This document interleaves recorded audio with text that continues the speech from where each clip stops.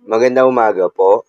Narito na po magiging lagay ng panahon ngayong araw ng Martes, March 25, 2025.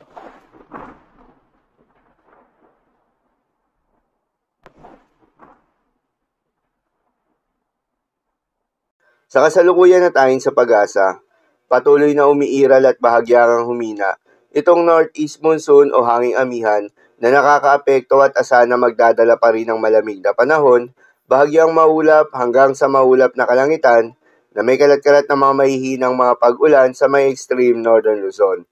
Intertropical Convergence Zone naman o ITCZ, yung posibleng magdala ng maulap na kalangitan na may kalat-kalat na mga pag-ulan at thunderstorm sa may southern Mindanao.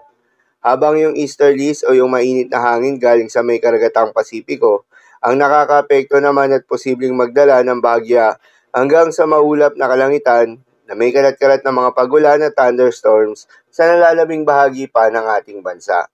Magandang balita naman dahil ayon sa pag-asa ay wala pa rin tayong binabantayan na low pressure area o bagyo sa loob o malapit sa Philippine Area of Responsibility na maaaring makaapekto sa ating bansa. Ngunit maging handa pa rin tayo dahil maaaring wala o merong isang bagyo ang posibleng mabuo o pumasok ng Philippine Area of Responsibility ngayong buwan ng Marso. Para naman sa magiging lagay ng panahon ngayong araw ng Martes, dahil nga sa epekto nitong Intertropical Convergence Zone, asahan sa may Davao Region, Zamboanga Peninsula, Soc-Sargen, Barma at Palawan ang maulap na kalangitan na may kalat-kalat na mga pag-ulan at thunderstorms. Posible ang mga pagbaha o pagguho ng lupa dahil sa katamtaman hanggang sa kung minsan ay malakas na pag-ulan. Habang sa Batanes at Babuyan Islands ay asahan naman yung bahagyang maulap hanggang sa maulap na kalangitan na may kalat-kalat na mga mahihinang pag-ulan na dulot ng northeast monsoon. At sa Metro Manila at nalalabing bahagi pa ng ating bansa, ay asahan naman yung bahagyang maulap hanggang sa maulap na kalangitan na may kalat-kalat na mga pag-ulan o thunderstorms na dulot ng easterlies. Posible rin na mga pagbaha o pagguho ng lupa during severe thunderstorms.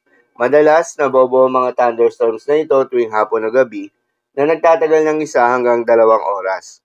Kaya naman ingat sa mga posibleng banta ng pagbaha at pagguho ng lupa, lalong-lalo na sa mga lugar na inuulan na noong mga nakaraang araw pa. Para naman sa magiging lagay ng mga dagat baybayin ay sa pag-asa ay wala pa rin tayong nakataas na gale warning sa anumang seaboards ng ating bansa. Kaya naman malayang makakapamalaot yung mga kababayan nating mangingisda at yung may mga maliliit na sasakyan pandagat. Ngunit iba yung pag-iingat lamang dahil kung meron tayong offshore thunderstorms activity, asahan yung paglakas ng hangin at kaakibat nito ay pagtaas rin ng mga pag-alon. So, yun lamang po para sa lagay ng panahon ngayong araw ng Martes. Keep safe, everyone.